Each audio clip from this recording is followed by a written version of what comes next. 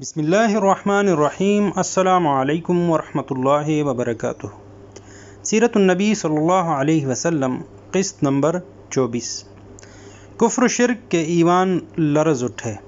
گزشتہ قسط میں آپ صلی اللہ علیہ وسلم کی ولادت مبارکہ کے وقت پیش آنے والے چند غیر معمولی واقعات بیان کیے گئے۔ اس قسط میں ایسا ہی ایک غیر معمولی واقعہ جو شہنشاہ ایران کے محل میں پیش آیا بیان کیا جائے گا۔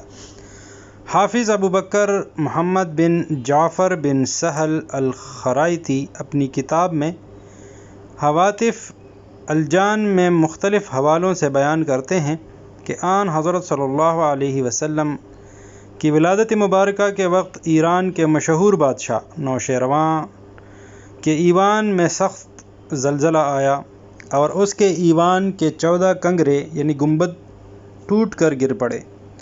اگر بات یہاں تک ہی محدود رہتی تو اسے ایک حادثہ سمجھ کر توجہ کے قابل نہ سمجھا جاتا، مگر اس زلزلہ کے ساتھ چند اور بہت ہی غیر معمولی اور چونکا دینے والی باتیں بھی ظہور پذیر ہوئیں، جن میں ایک یہ تھی کہ شاہی آتش کدے میں پچھلے 1000 سال سے روشن آگ بھی بنا کسی وجہ کے ٹھنڈی پڑ گئی۔ 1000 سال میں ایسا کبھی نہ ہوا تھا کہ اس مقدس آتش کدے کی آگ بجھی ہو۔ دوسری طرف بحیرہ ساوا بھی حیران کن طور پر جوش کھا کر ابلنے والا ہو گیا۔ نوشیروان یہ تمام واقعات دیکھ کر چونک گیا۔ اس نے اپنے مشیر موبزان کو بلا کر یہ سب واقعات سنائے اور اس کی رائے طلب کی۔ موبزان نے نوشیروان کو بتایا کہ کل رات اس نے بھی ایک عجیب خواب دیکھا ہے کہ عرب کی طرف سے انسانوں کے غول اونٹوں پر سوار فارس یعنی ایران کی طرف امڈے آ رہے ہیں اور انہوں نے دریائے دجلہ کو بھی عبور کر لیا ہے۔ نوشیروان جو پہلے ہی ان واقعات کی وجہ سے گہرے سوچ میں تھا، یہ خواب سن کر پریشان ہو گیا۔ اس نے موبزان سے اس خواب کی تعبیر پوچھی۔ موبزان نے جواب میں کہا کہ چونکہ یہ سارے واقعات اور پھر یہ خواب معمولی نہیں ہیں، تو بہتر ہے کہ ان کی ٹھیک تعبیر جاننے کے لیے کسی عالم سے رابطہ کر لینا چاہیے۔ چنانچہ نوشیروان نے موبزان کے مشورہ پر ایک خط لکھ کر یمن میں اپنے نائب السلطنت حاکم نعمان بن منظر کو بھیجا اور اسے حکم دیا کہ وہ فوراً اس کی خدمت میں حاضر ہو اور اپنے ساتھ کسی ایسے شخص کو لائے جو بڑا عالم ہو اور نوشیروان کے تمام سوالوں کے جواب دے سکے۔ کسریٰ ایران یعنی ایران کے بادشاہ کا لقب کسریٰ ہوتا تھا، جیسے روم کے حکمران قیصر اور مصر کے حکمران فرعون کہلاتے تھے۔ کا یہ شاہی فرمان ملتے ہی نعمان بن منظر فوراً نوشیروان کی خدمت میں حاضر ہو گیا اور کسریٰ کے حسب الحکم ایک بہت بڑے عیسائی عالم شخص عبد المسیح بن عمر بن حیان بن نفیلہ غسانی کو بھی ساتھ لے آیا۔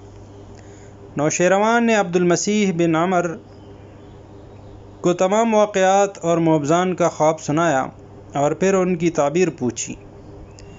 عبد المسیح بن عمر نے جواب دیا کہ اگر حضور چاہیں تو ان واقعات اور خواب کے بارے میں اپنا خیال ظاہر کر سکتا ہوں، لیکن میری گزارش ہے کہ اس کے بارے میں میری ماموں سطیح سے جو شام میں قیصر روم کی طرف سے نائب السلطنت ہیں دریافت کیا جائے، کیونکہ وہ مجھ سے کہیں زیادہ علم والے ہیں اور کہانت کے فن میں بھی طاق ہیں اور اس بارے میں مجھ سے بہتر بتا سکتے ہیں۔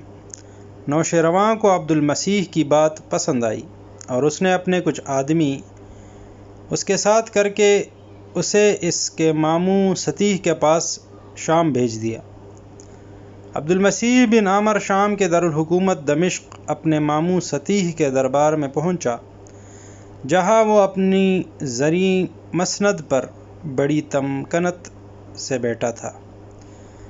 عبد المسیح نے اسے سارے واقعات اور خواب سنا کر کہا کہ وہ شہنشاہ فارس نوشیروان کی طرف سے آیا ہے اور نوشیروان کی خواہش پر ان کی تعبیر جاننا چاہتا ہے۔ عبد المسیح کی باتیں سن کر سطیح چپ ہو گیا اور کسی نہایت گہری سوچ میں ڈوب گیا۔ عبد المسیح نے جب کوئی جواب نہ پایا تو یہ سمجھ کر کہ سطیح نے اس کی بات کو کوئی اہمیت نہیں دی ہے، شکایتاً چند اشعار پڑھے جن میں سطیح کے عدم التفات کا گلہ تھا۔ سطیح اشعار سن کر اپنے استغراق سے باہر آیا اور کہا، جو واقعات تم نے بیان کیے ہیں اگر وہ صحیح ہیں اور جو خواب موبزان نے دیکھا ہے وہ اس نے صحیح طور پر بیان کیا ہے تو سمجھ لو کہ ایک دن نہ صرف کسریٰ ایران کے ہاتھ سے سلطنت چھن جائے گی بلکہ یہ شام جس پر میں آج کل قیصر روم کی طرف سے حاکم بنا بیٹھا ہوں یہ بھی انہی عرب ناقہ یعنی اونٹ سواروں کے قبضے میں چلا جائے گا جنہیں موبزان نے خواب میں دریائے دجلہ عبور کرتے دیکھا ہے۔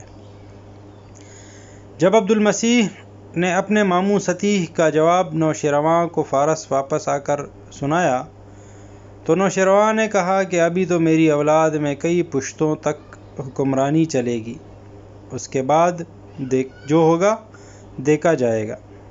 بہرکیف تاریخ بتاتی ہے کہ کچھ عرصہ بعد سطیح کی پیشگوئی حرف بحرف سچ ثابت ہوئی اور آن حضرت صلی اللہ علیہ وسلم کی حیات مقدسہ کے آخری ایام سے فارس و روم کے خلاف جو فوج کشی شروع ہوئی وہ بالآخر تیسرے خلیفہ راشد امیر المومنین حضرت عثمان غنی رضی اللہ تعالی عنہ کے عہد میں پائے تکمیل کو پہنچی اور نہ صرف ایران کی 3164 سال سے جاری شہنشاہیت کو مجاہدین اسلام نے اپنے گھوڑوں کی سموں تلے رون دیا بلکہ سرزمین شام پر بھی اسلامی جھنڈا لہرا دیا گیا۔ السلام علیکم ورحمۃ اللہ وبرکاتہ۔